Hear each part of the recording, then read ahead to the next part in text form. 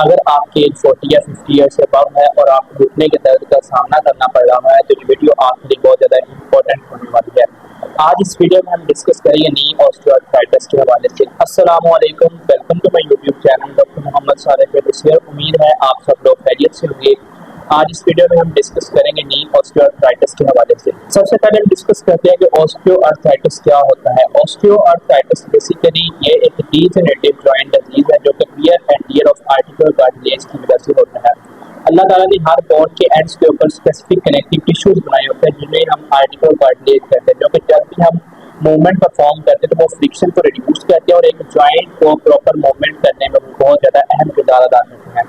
अगर हम एक नॉर्मल नी जॉइंट की बात करें वो हमें कुछ इस तरह का दिखाई देता है जिसमें आर्टिकुलर कार्टिलेज है वो प्रॉपर फॉर्मेशन हुई होती है उसकी। लेकिन अगर हम एक ऐसे नी जॉइंट की बात करें जिसमें ऑस्टियोआर्थराइटिस जब वो डेवलप हुआ हो तो उसमें क्या होता है कि हमारे पास wear and tear of articular cartilage जो है वो स्टार्ट हुई होती है, जिस तरह के आप इस वीडियो में देख रहे हैं।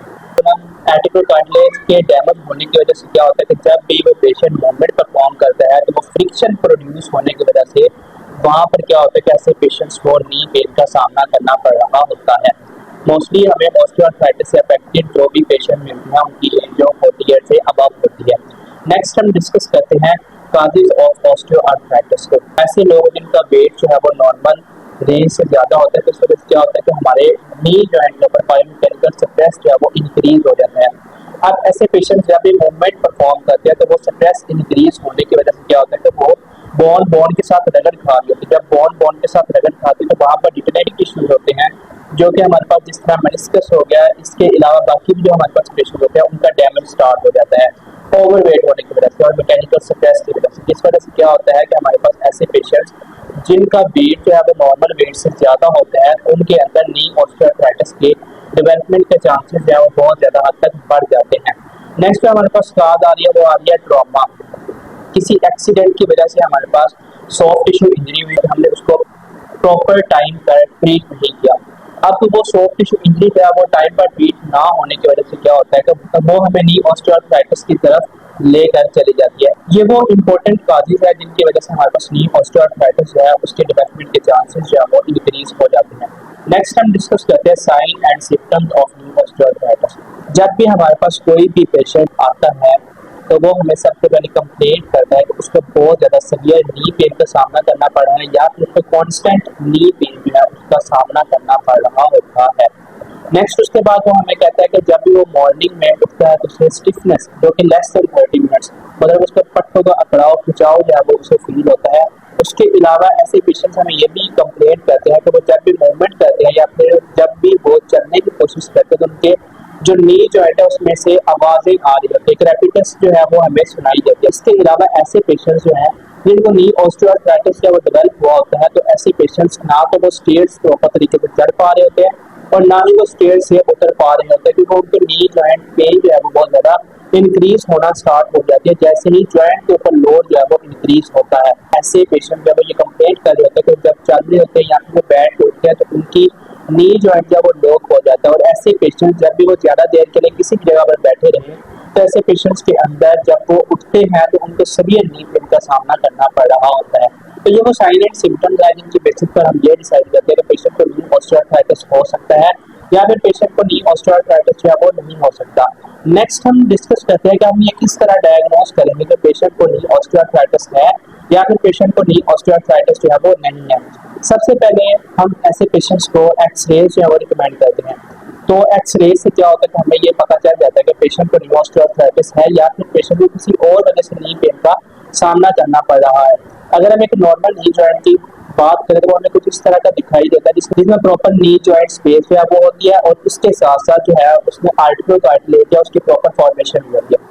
लेकिन अगर हम एक ऐसे नी जॉइंट की बात करें जिसमें ऑस्टियोआर्थराइटिस जो डेवलप हुआ है तो वहाँ पर क्या होता है कि ऐसे पेशेंट्स के अंदर हमें आर्टिकुलर कार्टिलेज है वो डैमेज दिखाई देता है, वहाँ पर ऑस्टियोफाइट्स की फॉर्मेशन हुई होती है और उसके साथ साथ ऐसे पेशेंट्स के अंदर हमें जो जॉइंट स्पेस है वो रिड्यूस मिलती है। जिस तरह आप इस डायग्राम में देख रहे हैं तो एक ऑस्टियोआर्थराइटिस अफेक्टेड जॉइंट है जिसमें क्या है कि हमारे पास जॉइंट स्पेस है वो रिड्यूस है, ऑस्टियोफाइट्स की फॉर्मेशन हुई है और उसके साथ साथ हमारे पास क्या है कि आर्टिकुलर कार्टिलेज जो है वो डैमेज हुआ हुआ है। और अगर हम एक ऐसे नी जॉइंट की बात करें जिसमें ऑस्टियोआर्थराइटिस जो है वो डेवलप नहीं हुआ है तो वहाँ पर क्या है कि हमें जॉइंट स्पेस है वो प्रॉपर मिलती है और उसके साथ साथ हमें जो आर्टिकल कार्टिलेज है वो भी प्रॉपर जो है वो हमें मिलता है। नेक्स्ट हम डिस्कस करते हैं ट्रीटमेंट ऑफ नी ऑस्टियोआर्थराइटिस। सबसे पहले हम जिस ट्रीटमेंट के हवाले से डिस्कस करने लगे हैं वो है मेडिकेशन।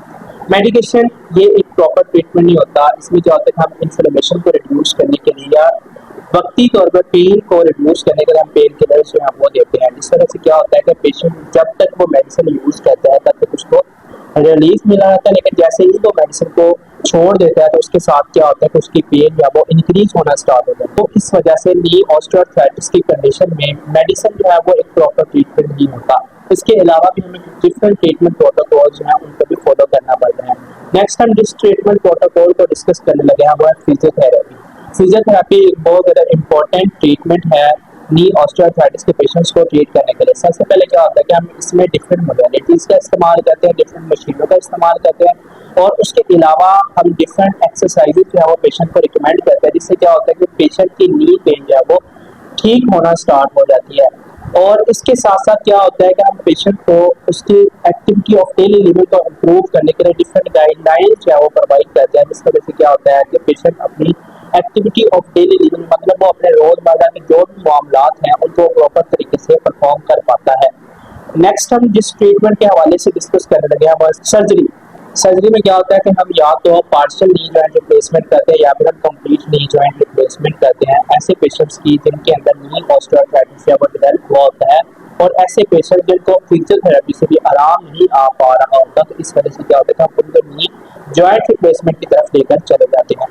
फिजियोथेरेपी जो है वो बिफोर सर्जरी और आफ्टर सर्जरी दोनों लिहाज से बहुत ज़्यादा इंपॉर्टेंट है। तो इस वजह से आपको जब भी नी पेन या इस तरह की किसी भी प्रॉब्लम का सामना करना पड़ रहा हो तो आपको चाहिए कि आप सबसे पहले किसी भी फिजियोथेरेपिस्ट से जरूर कंसल्ट करें, और अगर आपने सर्जरी करवा ली हुई है तो उसके बाद भी आप फिजियोथेरेपिस्ट से कंसल्ट करें ताकि आप अपनी एक्टिविटी ऑफ डेली लिविंग को इम्प्रूव कर सकें और अपनी जो नी जॉइंट है उसकी रीयूज को प्रॉपर तरीके से कंप्लीट कर सकें। तो अगर आप या आपके इर्द गिर्द किसी भी पर्सन को नी पेन का सामना करना पड़ रहा है तो वो इस दिए गए नंबर पर रब्ता करके हमसे कंसल्ट कर सकता है। आज इस वीडियो में हमने नी ऑस्टियोआर्थराइटिस के हवाले से इन डिटेल डिस्कस किया। उम्मीद है आज की वीडियो आपको बहुत ज़्यादा पसंद आई होगी। Thank you so much for watching this video. Please like, subscribe and share my YouTube channel. Thank you so much.